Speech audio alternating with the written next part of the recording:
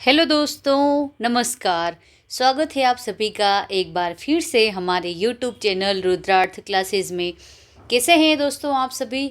आशा करती हूँ कि आप सभी अच्छे होंगे, स्वस्थ होंगे और मस्त होंगे।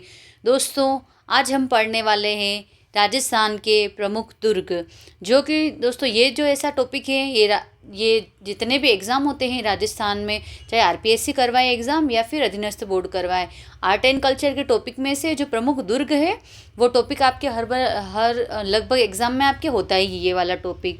तो दोस्तों हम एक एक करके दुर्ग पढ़ेंगे और हम एक दिन एक दुर्ग के बारे में पढ़ेंगे और उस दुर्ग के बारे में हम इतनी फुल डिटेल पढ़ लेंगे कि आपको कहीं भी और उस दुर्ग के बारे में आपको जानकारी अगर आप नहीं भी पढ़ेंगे तो भी आपके एग्ज़ाम में क्वेश्चन राइट हो जाएगा। तो दोस्तों ये हमारी श्रृंखला शुरू होती है। आज से हम एक एक दुर्ग रोज़ पढ़ेंगे और जब भी हमें टाइम मिलेगा हम उस क्लास को लेंगे प्रमुख दुर्गों के बारे में। तो आपके यहाँ जो भी क्वेश्चन पूछता है, चाहे इजी क्वेश्चन पूछे चाहे टफ क्वेश्चन पूछे, आपके यहाँ से क्वेश्चन गलत नहीं होने वाला है। तो आप निश्चिंत रहिए और क्लास को आप पूरे अच्छे से देखें आप, और चैनल को लाइक करें, शेयर करें और चैनल को आप सब्सक्राइब कर दें। और आप किसी अन्य टॉपिक पर भी अगर वीडियो चाहते हैं तो आप कमेंट करके बताएं प्लीज़, तो हम उस पर भी हम आपको वीडियो देंगे। तो दोस्तों आज हम पढ़ने वाले हैं चित्तौड़गढ़ दुर्ग के बारे में। दोस्तों चित्तौड़गढ़ दुर्ग के बारे में एक ही लाइन याद आती है, सबसे पहले वो लाइन याद आती है दोस्तों कि गढ़ तो चित्तौड़गढ़, बाकी सब गढ़ैया। ऐसा क्यों कहा जाता है चित्तौड़गढ़ दुर्ग के बारे में आज हम पूरी डिटेल इस वीडियो में पढ़ने वाले हैं। तो दोस्तों जितना ये विशाल दुर्ग है उतना ही इसका विशाल अतीत और गौरवपूर्ण इस दुर्ग का इतिहास रहा है। दोस्तों मेवाड़ में ये एक ऐसा दुर्ग है जो कि पूरे विश्व में अपनी पहचान बनाए हुए हैं। आप इसका एक फ़ोटो देख सकते हैं और पूरा फ़ोटो इसका कभी नहीं आ सकता है, क्योंकि दोस्तों ये पूरा जो बना हुआ है 12 से 13 किलोमीटर की पूरी परिधि में बना हुआ ये चित्तौड़गढ़ दुर्ग है। तो आप इसका यहाँ फ़ोटो देख सकते हैं। इसमें आपको विजय स्तंभ दिख रहा है, आपको यहाँ पर ये विजय स्तंभ है चित्तौड़गढ़ का, ये गौमुख कुंड है। और दोस्तों ये आपको कुंभा महल दिख रहा है इधर, यहाँ पर आपको मीरा मंदिर दिख रहा है। और दोस्तों आप आज अगर ये वीडियो देख लेंगे तो अगर आप चित्तौड़ कभी नहीं भी घूमे हैं, अगर जिन बच्चों ने किसी भी विद्यार्थी ने अगर चित्तौड़गढ़ दुर्ग नहीं देखा है तो भी आप इस वीडियो के माध्यम से पूरा चित्तौड़ दर्शन घूमने वाले हैं और चित्तौड़ दर्शन करने वाले हैं। तो दोस्तों हम शुरू करते हैं अपना चित्तौड़गढ़ दुर्ग। तो दोस्तों चित्तौड़गढ़ दुर्ग के बारे में जो जानकारी एग्ज़ाम की दृष्टि से महत्वपूर्ण है, हिस्ट्री हो चाहे आर्ट एंड कल्चर हो, उसकी दृष्टि से जो भी इम्पोर्टेंट क्वेश्चन बनते हैं वो सारे हम इसमें लेकर चलेंगे पूरी डिटेल के साथ। तो चित्तौड़गढ़ दुर्ग का दोस्तों सामान्य परिचय या फिर इसके उपनाम की हम बात करते हैं सबसे पहले। तो इसका मूल नाम दोस्तों प्राचीन काल में इसे क्या कहते थे, तो चित्रकूट कहा जाता था। तो ये आपको पहले ही आपको याद रख लेना है फर्स्ट में कि प्राचीन काल में इसको क्या कहते थे, तो चित्रकूट कहा जाता था इसको।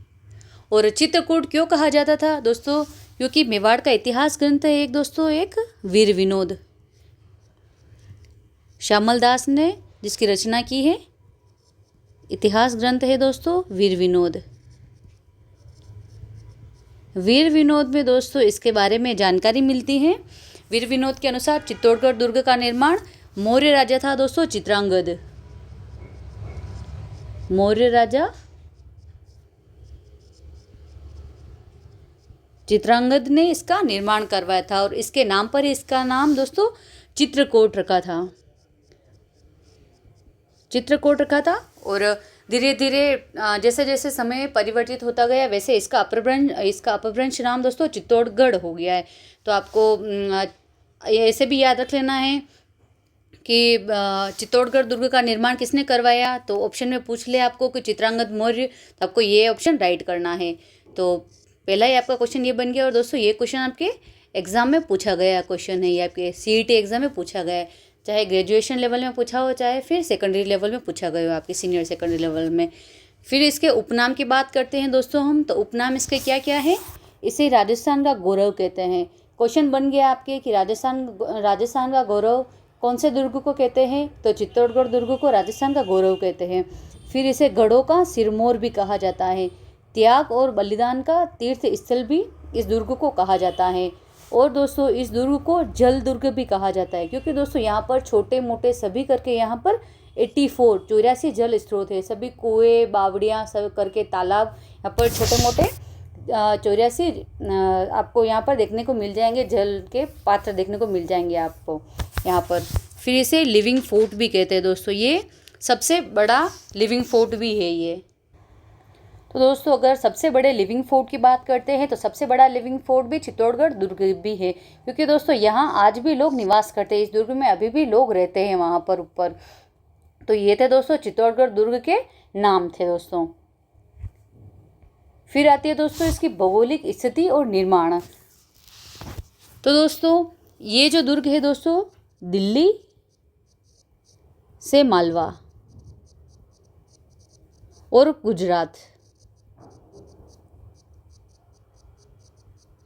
जाने वाले मार्ग पर स्थित है दोस्तों। ये दुर्ग है दोस्तों दिल्ली से मालवा और गुजरात जाने वाले मार्ग पर स्थित होने के कारण दोस्तों प्राचीन व मध्यकाल में इसका निर्माण सामरिक महत्व रखता था। इसीलिए दोस्तों सभी जितने भी राजा थे, चाहे मुगल आए, चाहे जितने भी और भी शासक आए हैं, उन्होंने चित्तौड़गढ़ दुर्ग पर अपना अधिकार करना चाहा है कि अगर इस दुर्ग पर हमारा अधिकार हो जाता है तो हमारे दूसरी तरफ जाने के रास्ते खुल जाते हैं। इसलिए दोस्तों चित्तौड़गढ़ दुर्ग बहुत अपने भौगोलिक दृष्टि से भी एक महत्वपूर्ण स्थान रखता है अपना। तो दोस्तों ये स्थान चित्तौड़गढ़ राजस्थान में स्थित है ये दुर्ग, और ये दोस्तों मेसा के पठार पर बना हुआ है, जिसकी ऊंचाई दोस्तों 620 मीटर ऊंचाई है मेसा का पठार। आपको क्वेश्चन ये भी अभी पूछा हुआ है एग्ज़ाम में, हाल ही में आरपीएससी के एग्ज़ाम में एक एग्ज़ाम में पूछा है क्वेश्चन है ये कि चित्तौड़गढ़ दुर्ग कौन से पठार पर बना हुआ है, तो चित्तौड़गढ़ दुर्ग मेसा के पठार पर बना हुआ है। फिर दोस्तों ये दुर्ग गंभीरी और बेडस नदियों के संगम पर स्थित हैं। तो ये भी आपके ज्योग्राफी की दृष्टि से भी क्वेश्चन बन गया है आपके यहाँ पर कि चित्तौड़गढ़ दुर्ग कौन सी नदियों के संगम पर बना है, तो गंभीरी और बेडस नदियों के संगम पर यह दुर्ग बना हुआ है। फिर दोस्तों इसकी आकृति की बात करते हैं हम, तो इसकी आकृति दोस्तों व्हेल मछली के समान है इसकी आकृति। फिर इसका निर्माण कब करवाया गया दोस्तों, तो इसका निर्माण दोस्तों 7वीं शताब्दी ईस्वी में मौर्य शासक चित्रांगद मौर्य द्वारा इसका निर्माण करवाया गया था दोस्तों। और फिर दोस्तों मेवाड़ के गुहिल राजवंश के संस्थापक थे दोस्तों बप्पा रावल ने अंतिम मौर्य शासक मान मौर्य को पराजित कर दिया था और 8वीं शताब्दी में चित्तौड़ दुर्ग पर अपना अधिकार कर लिया था।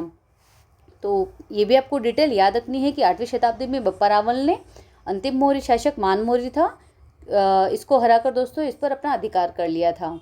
तभी से दोस्तों इस पर मेवाड़ के राजाओं का अधिकार है। नेक्स्ट है दोस्तों इसके प्रवेश द्वार की हम बात करते हैं।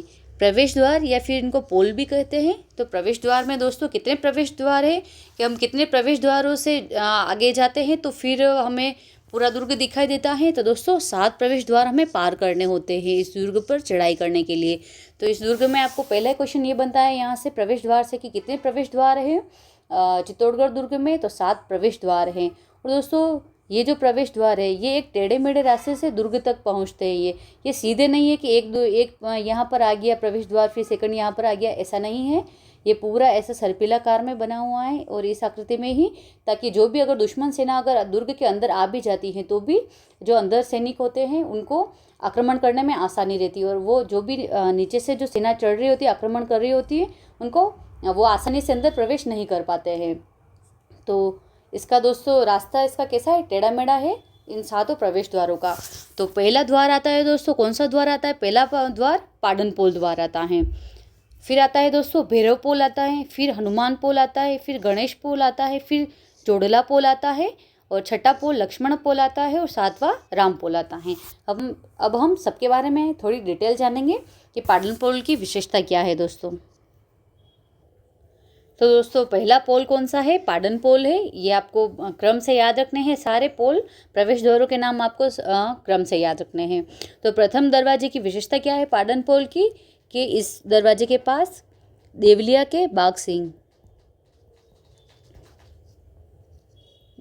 के रावत बाघ सिंह की यहाँ पर छतरी स्थित है। यहाँ पे रावत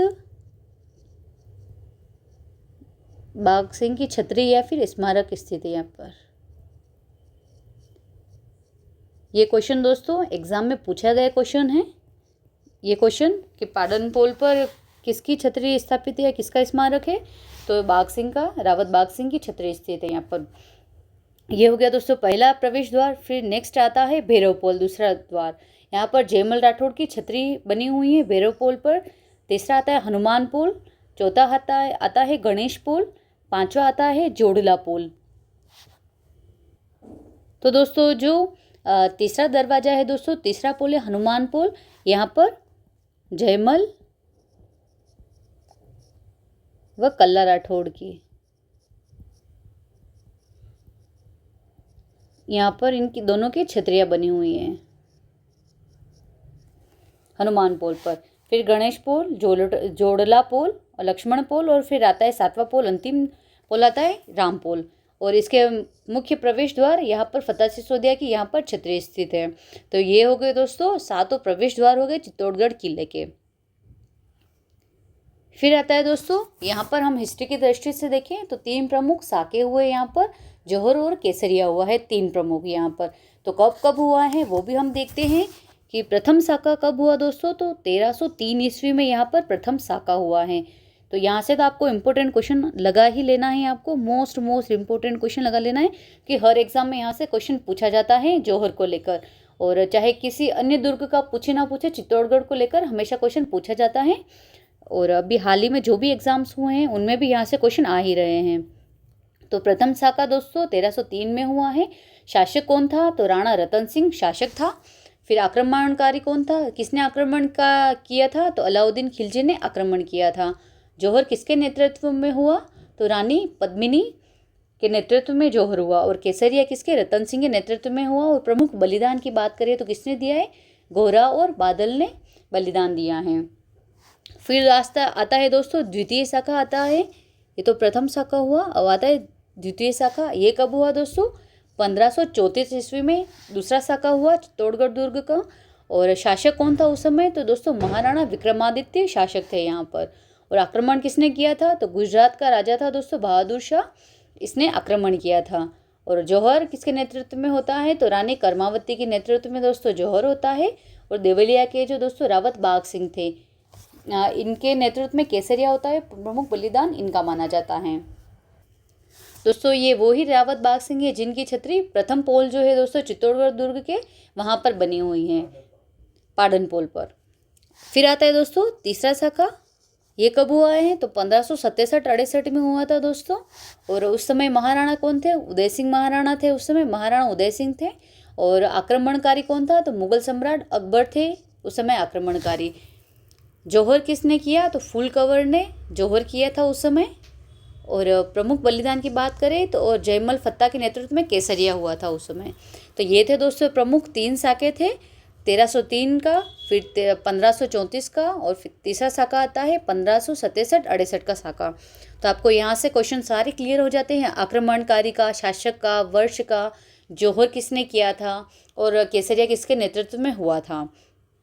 फिर दोस्तों 1303 में जो शाखा हुआ था उस समय अलाउद्दीन खिलजी ने दुर्ग का नाम बदलकर दुर्ग का चित्तौड़ का क्या नाम रख दिया था दोस्तों, तो खिजराबाद नाम रख दिया था। और जो कि अलाउद्दीन खिलजी का पुत्र था दोस्तों खिज्र खां, इसके नाम पर खिजराबाद नाम रख दिया था। तो आपको नाम भी इम्पोर्टेंट बनते हैं। और ये भी क्वेश्चन पूछा जाता है कि अलाउद्दीन खिलजी ने चित्तौड़गढ़ का क्या नाम रखा था बदलकर, तो खिजराबाद नाम रखा था इसका। ये थे दोस्तों चित्तौड़गढ़ के प्रमुख शाखे। फिर आते हैं दोस्तों चित्तौड़गढ़ दुर्ग के प्रमुख स्मारक की हम बात करते हैं। तो यहाँ से बहुत इंपॉर्टेंट क्वेश्चन बनेंगे आपके, जो आपको याद रखने हैं उसके प्रमुख स्मारक के बारे में दुर्ग के। तो पहला स्मारक आता है दोस्तों विजय स्तंभ, जिसे विक्ट्री टावर भी कहते हैं विजय स्तंभ को। तो दोस्तों इसका निर्माण किसने करवाया विजय स्तंभ का, तो महाराणा कुंभा ने इसका निर्माण करवाया है। कब करवाया इसका निर्माण, तो 1540 ईस्वी से 1448 ईस्वी में लगभग 8 वर्ष तक इसका निर्माण कार्य चला, 8 वर्ष तक। फिर आता है उद्देश्य, इसको क्यों बनवाया गया विजय स्तंभ को, तो 1437 ईस्वी में दोस्तों सारंगपुर का युद्ध हुआ था। मालवा के महमूद खिलजी पर विजय के उपलक्ष्य में इसका निर्माण करवाया गया था। सारंगपुर युद्ध में दोस्तों विजय प्राप्त हुई थी महाराणा कुंभा को, उस विजय के उपलक्ष्य में विजय स्तंभ का निर्माण करवाया गया महाराणा कुंभा द्वारा। फिर आते हैं दोस्तों इसकी मंजिलें कितनी है, तो कितनी मंजिला इमारत है दोस्तों ये, तो ये 9 मंजिला इमारत है। फिर इसके वास्तुकार के बारे में पूछा जाता है। वास्तुकार को आप मोस्ट इम्पोर्टेंट आप इसको लगा लीजिए, इसके वास्तुकार कौन है विजय स्तंभ के, तो जेता और उसके पुत्र है नापा, पोमा और पुंजा। तो ये चारों नाम आपको याद रखने हैं। जेता है, फिर उसके पुत्र है नापा, पोमा और पुंजा, ये इसके वास्तुकार है विजय स्तंभ के। फिर इसकी विशेषता अगर हम देखते हैं दोस्तों विजय स्तंभ की, तो इसके क्या क्या विशेषता हैं देखते हैं हम। तो भारतीय मूर्तिकला का विश्वकोश और हिंदू देवी देवताओं का अजायब घर कहलाता है ये विजय स्तंभ। तो दोस्तों भारतीय मूर्तिकला का विश्वकोश भी कहते हैं, हिंदू देवी देवताओं का अजायब घर भी कहलाता है। और दोस्तों जो गोपीनाथ शर्मा थे, इन्होंने इसे हिंदू देवी देवताओं का सजा हुआ एक व्यवस्थित संग्रहालय भी कहा है। तो ये भी आपको याद रखना है। और फिर स्टेटमेंट और आता है, फर्ग्यूसन का भी स्टेटमेंट आता है। उसने क्या कहा है इसके बारे में? फर्ग्यूसन ने इसको दोस्तों रोम के ट्राजन टावर से तथा कर्नल टोड ने कुतुब मीनार से इसको श्रेष्ठ बताया है। तो फर्ग्यूसन ने तो इसको क्या कहा है? ट्राजन टावर से श्रेष्ठ। और कर्नल टोड ने इसको कुतुब मीनार से श्रेष्ठ बताया है। तो आपको स्टेटमेंट भी पूछ सकता है, ये इसकी विशेषताओं में आता है दोस्तों। फिर 8वीं मंजिल पर कोई मूर्ति नहीं है इसकी, ये भी आपको याद रखना है। हम इसकी विशेषताओं में दोस्तों और देखते हैं। ये हैं दोस्तों विजय स्तंभ। अगर आपने नहीं देखा है विजय स्तंभ, कभी आप चित्तौड़ घूमने नहीं गए हैं, तो आप देख सकते हैं।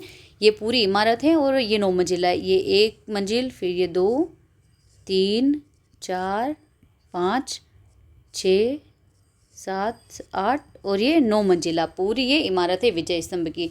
पहले दोस्तों इसके अंदर प्रवेश करने दिया जाता था, यहाँ से एंट्री होती थी दोस्तों।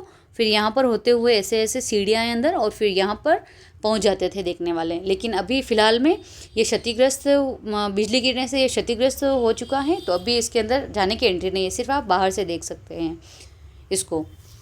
तो दोस्तों ये भगवान विष्णु को समर्पित स्तंभ है दोस्तों। और ये 9 मंजिला इमारत है, ये आपको पता है। और इसकी ऊंचाई की बात करें तो दोस्तों ये 120 फीट ऊंचा है। कितने फीट ऊंचा है? तो 120 फीट ये ऊंचा है। और फिर ये किससे बना है दोस्तों? तो ये लाल बलुआ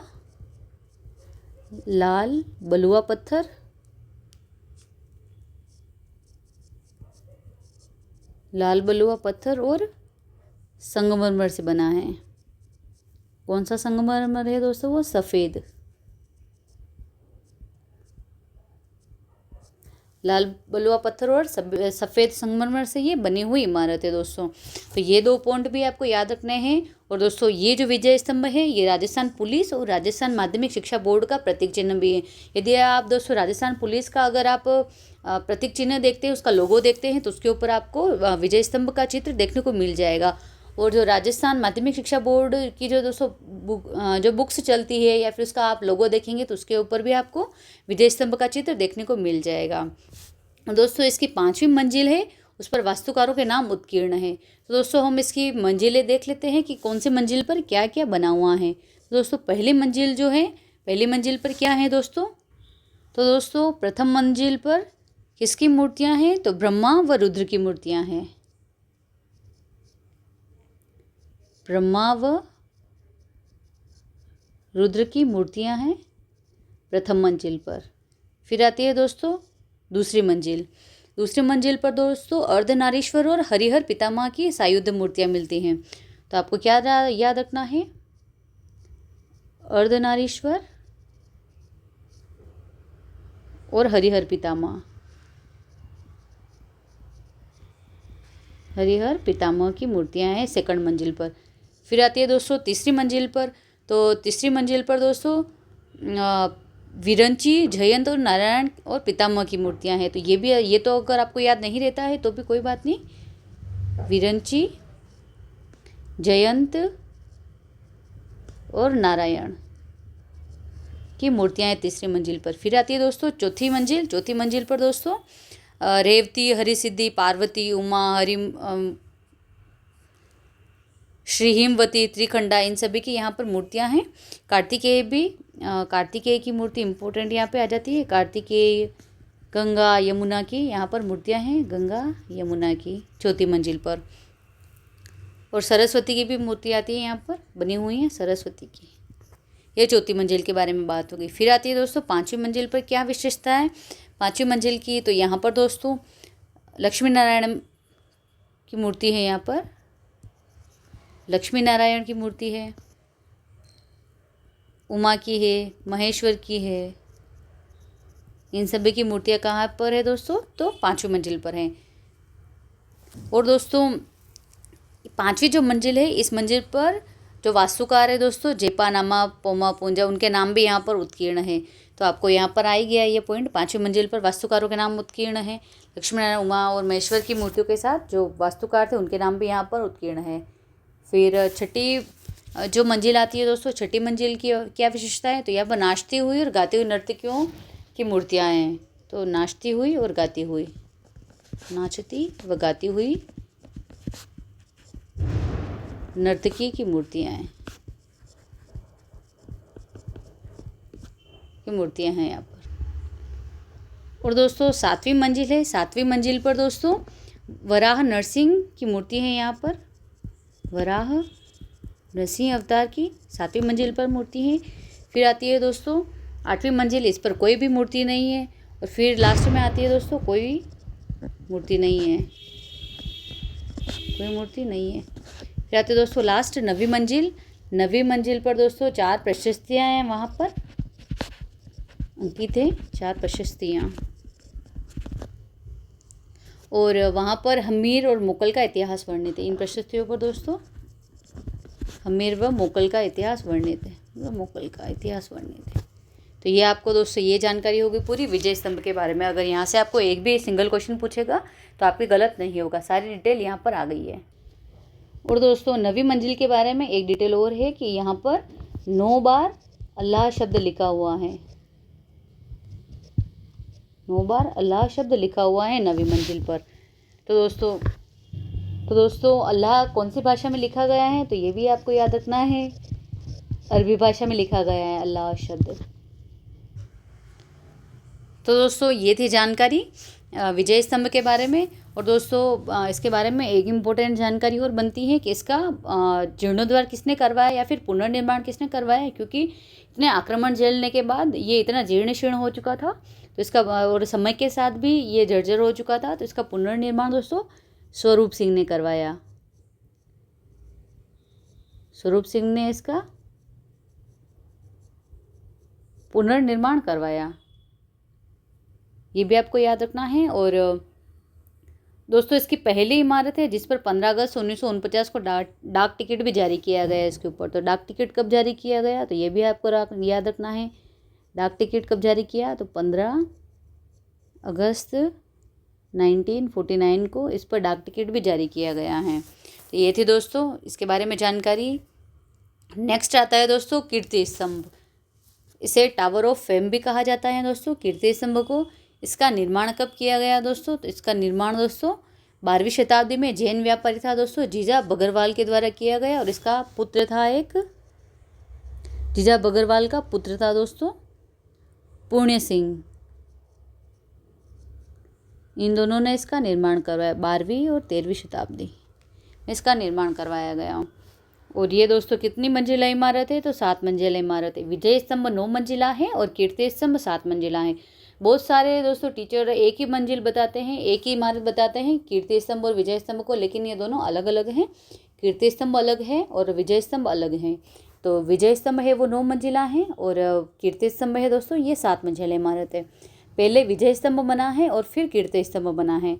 और ये जो दोस्तों समर्पित किसको है? तो जैन धर्म के प्रथम तीर्थंकर है दोस्तों आदिनाथ को ये समर्पित स्तंभ है कीर्ति स्तंभ।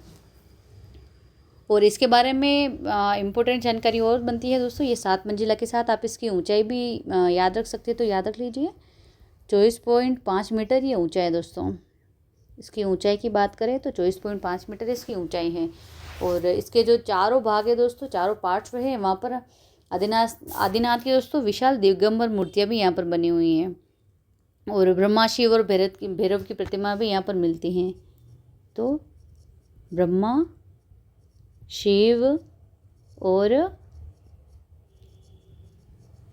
भैरव की प्रतिमाएं भी हैं यहाँ पर। ये है दोस्तों कीर्ति स्तंभ। नेक्स्ट आता है दोस्तों, नेक्स्ट महल की हम बात करते हैं तो हमारा पहला महल आता है दोस्तों राणा कुंभा महल, इसके बारे में जानकारी ये है दोस्तों कि दुर्ग का सबसे प्राचीन महल है ये। तो आपको यहाँ से क्वेश्चन पूछ ले कि दुर्ग का, चित्तौड़गढ़ दुर्ग का सबसे प्राचीन महल कौन सा है, तो राणा कुंभा महल सबसे प्राचीन महल है और यहीं पर पन्नादायन ने अपने पुत्र का बलिदान दिया था।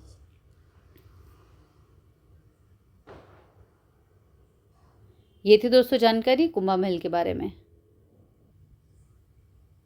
अपने पुत्र का बलिदान दिया था दोस्तों, चंदन का बलिदान दिया था। और महाराणा थे दोस्तों उदय सिंह, जो कि महाराणा प्रताप के पिता थे, उनको बचाया था दोस्तों। तो उसके पुत्र को उन्होंने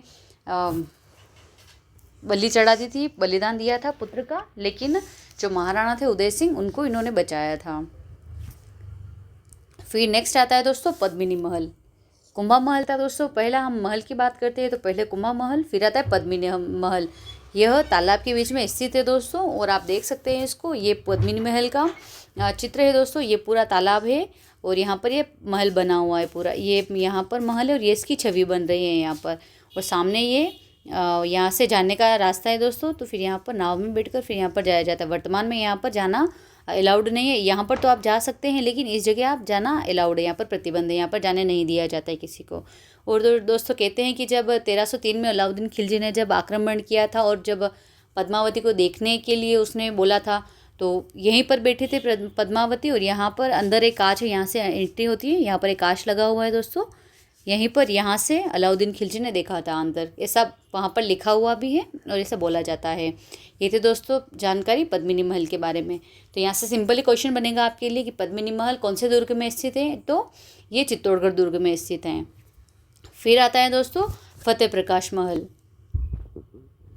तो दोस्तों फतेह प्रकाश महल ये वर्तमान में राजकीय संग्रहालय के रूप में ये उपयोग में लाया जाता है दोस्तों। इसके निर्माण की अगर बात करते हैं तो इसका निर्माण किसने किया था दोस्तों, तो महाराणा फतेह सिंह ने इसका निर्माण करवाया। महाराणा फतेह सिंह ने इसका निर्माण करवाया और उन्हीं के नाम पर इसका नाम फतेह महल है, फतेह प्रकाश महल है।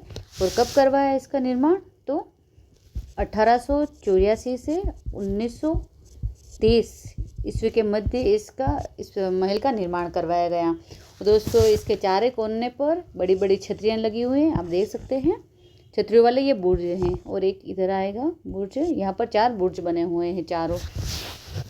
और दोस्तों ये संग्रहालय, इसके अंदर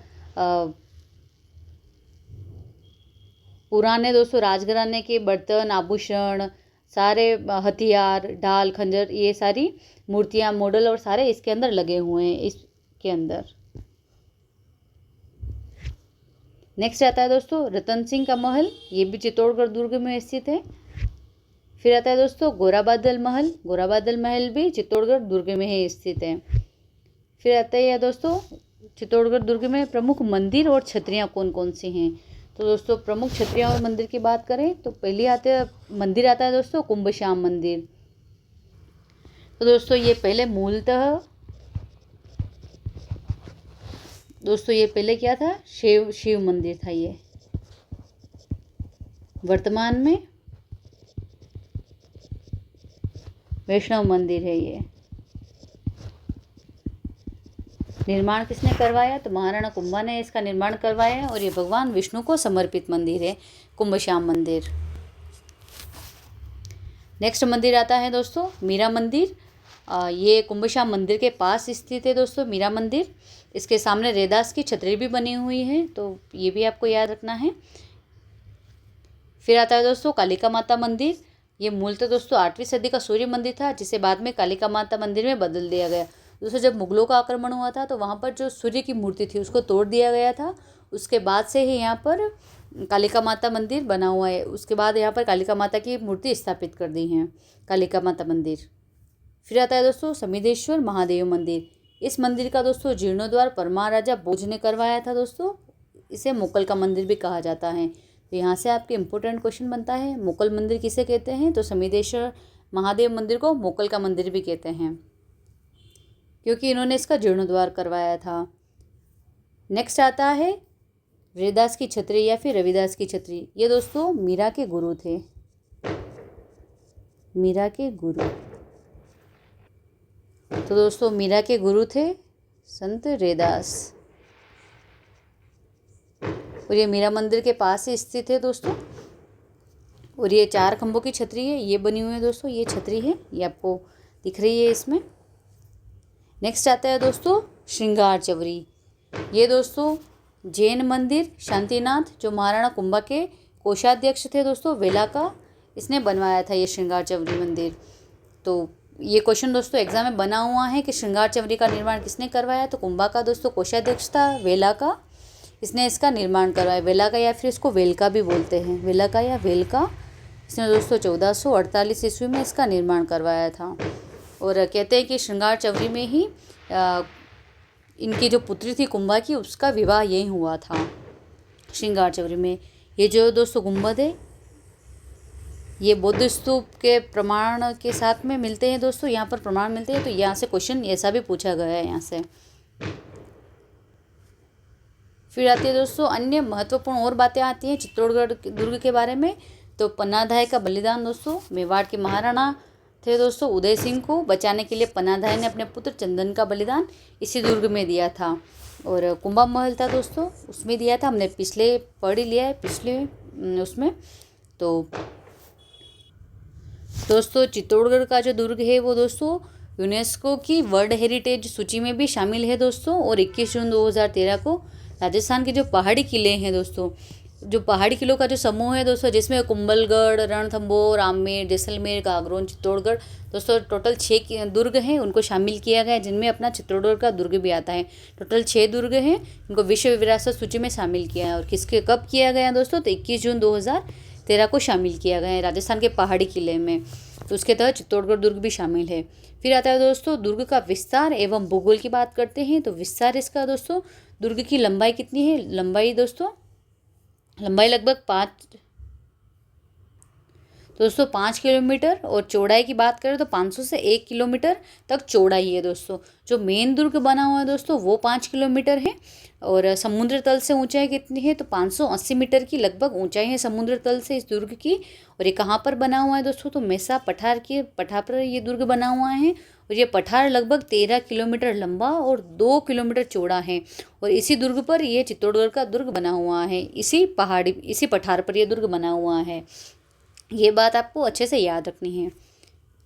नेक्स्ट है दोस्तों किले का परकोटा।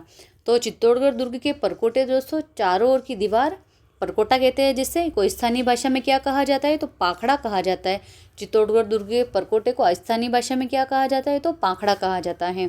फिर दोस्तों इस परकोटे में जगह जगह बुर्ज बने हुए हैं जो इसकी सुरक्षा को बढ़ाते हैं, जगह जगह इसमें बुर्ज बने हुए हैं। फिर इसका धार्मिक महत्व आता है। और मंदिरों की बात करते हैं तो मंदिर आता है दोस्तों, पहला मंदिर आता है सतबिज देवरी मंदिर, जो कि दोस्तों एक जैन मंदिर है। और ये नाम से स्पष्ट है, यहाँ पर 27 यानी कि 7 + 20 मंदिर, यानी कि 27 मंदिर टोटल यहाँ पर बने हुए हैं। 27 छोटे मंदिर, इनको देवरी कहा जाता है, का समूह है। ये जैन तीर्थंकरों को समर्पित है दोस्तों। और इसकी कलात्मकता उल्लेखनीय है सतबिज देवरी मंदिर की। दोस्तों यहाँ से क्वेश्चन बना था एग्जाम में कि सतबिज देवरी मंदिर कौन से दुर्ग में स्थित है, तो आपको याद रखना है कहाँ पर स्थित है, तो चित्तौड़गढ़ दुर्ग में स्थित है। फिर आता है दोस्तों आदिवराह मंदिर। तो दुर्ग में स्थित एक और महत्वपूर्ण विष्णु मंदिर है ये, जो प्राचीन स्थापत्य कला का उदाहरण है। तो आदिवराह मंदिर विष्णु मंदिर है दोस्तों, ये एक विष्णु मंदिर है आदिवराह मंदिर। फिर नेक्स्ट है दोस्तों महासती स्थल यानी कि जौहर कुंड। यह वह स्थान है दोस्तों जहाँ पर 1303 में रानी पद्मिनी के नेतृत्व में 16,000 महिलाओं ने जौहर किया था। और इसे अब एक स्मारक के रूप में संरक्षित किया गया है। फिर आते हैं दोस्तों आधुनिक संदर्भ एवं प्रशासन की बात करें अगर अभी वर्तमान की, तो प्रशासनिक नियंत्रण किसका है, तो दुर्ग का अधिकांश भाग भारतीय पुरातत्व सर्वेक्षण ASI के अधीन है। लेकिन यह राजस्थान सरकार के पर्यटन और वन विभाग के सहयोग से प्रतिबंधित किया जाता है। फिर पर्यटन की बात करते हैं तो यहाँ प्रतिवर्ष जौहर मेला आयोजित होता है दोस्तों, जो रानी पद्मिनी और अन्य वीरांगनाओं के बलिदान को याद करता है। प्रतिवर्ष यहाँ पर जौहर मेला बढ़ता है। क्वेश्चन बनता है आपके कि जौहर मेला कहाँ पर आयोजित किया जाता है राजस्थान में, तो चित्तौड़गढ़ दुर्ग में आयोजित किया जाता है। फिर दुर्ग की देखरेख दोस्तों, कि दुर्ग की देखरेख की बात करते हैं तो महाराणा कुंभा ने दुर्ग की मरम्मत के लिए एक विशेष विभाग भी स्थापित किया था। तो दोस्तों यहाँ से क्वेश्चन बन जाता है आपके कि चित्तौड़ दुर्ग के किस शासक ने इसकी देखरेख के लिए एक विशेष विभाग की स्थापना की थी? तो महाराणा कुंभा ने विशेष एक विभाग स्थापित किया था इसकी मरम्मत के लिए। फिर आता है दोस्तों कला और चित्रण की बात करते हैं हम। तो पद्मावत में चित्रण मिलता है। पद्मावत ग्रंथ है दोस्तों, पद्मावत ग्रंथ किसका है? तो मलिक मोहम्मद जायसी का है, जिसको 1540 ईस्वी में लिखा गया था। इसने अपने काव्य में चित्तौड़गढ़ की सुंदरता, वास्तुकला और सैन्य शक्ति का विस्तृत वर्णन किया है। किसने किया है दोस्तों? मलिक मोहम्मद जायसी ने, जिसका ग्रंथ है दोस्तों पद्मावत। इसको 1540 में लिखा मलिक मोहम्मद जायसी ने। इसमें इस दुर्ग का वर्णन किया है। फिर दोस्तों राणा कुंभा द्वारा निर्मित, राणा कुंभा ने इस दुर्ग में कई कलात्मक दरवाजे और छज्जों का निर्माण भी करवाया है कुंभा ने। तो ये थे दोस्तों चित्तौड़गढ़ दुर्ग के बारे में। तो दोस्तों ये थी जानकारी। अगर हम दोस्तों अन्य तथ्य की अगर हम बात करते हैं कि इसके अलावा और क्या चीज़ इम्पोर्टेंट है चित्तौड़गढ़ दुर्ग में, तो और चीज़ इम्पोर्टेंट बनती है दोस्तों। पहला आता है इसके अंदर दोस्तों नवलखा भंडार। नवलखा भंडार। दूसरा आता है दोस्तों तुलजा भवानी मंदिर। तुलजा भवानी मंदिर। और दोस्तों ये दोनों किसने बनवाए? इन दोनों का निर्माण किसने करवाया? तो दोस्तों बनवीर ने इसका निर्माण करवाया था, नवलखा भंडार का और तुलजा भवानी मंदिर का। फिर नेक्स्ट आता है दोस्तों लाखोटा बारी। ये दोस्तों इम्पोर्टेंट चीज़ें हैं, ये आपको याद रखनी है। लाखोटा बारी दोस्तों तो इसको अलाउद्दीन खिलजी था दोस्तों, उसने अलाउद्दीन खिलजी ने 1 लाख रुपए देकर इसको खुलवाया था दोस्तों। 1 लाख रुपए देकर इसको खुलवाया। ये अगर आपसे ना पूछे तो भी ये आपको लाखोटा बारी कहाँ पर स्थित है, तो ये स्थान आपको याद रखना है चित्तौड़गढ़ दुर्ग में। फिर आता है दोस्तों एक मंदिर आता है, इसका नाम है अद्भुत ऋषभदेव मंदिर। अद्भुत ऋषभदेव मंदिर, ये कहाँ पर स्थित है दोस्तों? तो ये भी चित्तौड़गढ़ दुर्ग में ही स्थित है। फिर आता है दोस्तों चित्रांग तालाब। चित्रांग तालाब, चित्रांग मौर्य ने इसका निर्माण करवाया है। फिर आता है दोस्तों भीमलत तालाब। ठीक है, तो इसके बारे में दंत कथा चलती है दोस्तों कि भीम के पैर से ये तालाब निर्मित हुआ है। और फिर दोस्तों घी बावड़ी भी यहीं पर स्थित है। घी बावड़ी, तेल बावड़ी, ये कहाँ पर स्थित है दोस्तों? तो चित्तौड़गढ़ दुर्ग में ही स्थित है। तो दोस्तों ये जानकारी थी पूरी चित्तौड़गढ़ दुर्ग के बारे में। आशा करती हूँ कि आप सभी को वीडियो अच्छा लगा होगा। तो आप प्लीज़ वीडियो को लाइक करें, शेयर करें, कमेंट करें और चैनल को आप सब्सक्राइब कर दें। और ज़्यादा से ज़्यादा अपने दोस्तों को भी आप जोड़ें ताकि उनको भी इन वीडियोस का लाभ मिलता रहे। और दोस्तों जितने भी अभी एग्ज़ाम हुए हैं, जैसे अभी आप वीडियो का एग्ज़ाम देखेंगे, ये जो एग्ज़ाम हुआ था उसमें हमने जो क्लासेस ली हैं अब तक, जितने भी क्लासेस ली उसमें से एक सिंगल क्वेश्चन भी बाहर नहीं पूछा गया है। आप क्लासेस पिछले वाले आप देख सकते हैं क्लासेस, और आप अनुमान लगा सकते हैं कि एक छोटे से वीडियो में आपको कितना अच्छा कंटेंट दिया जा रहा है। तो प्लीज़ आप ज़्यादा से ज़्यादा अपने दोस्तों को जोड़ें, शेयर करें और प्लीज़ कमेंट करें और चैनल को आप सब्सक्राइब करें। Thank you.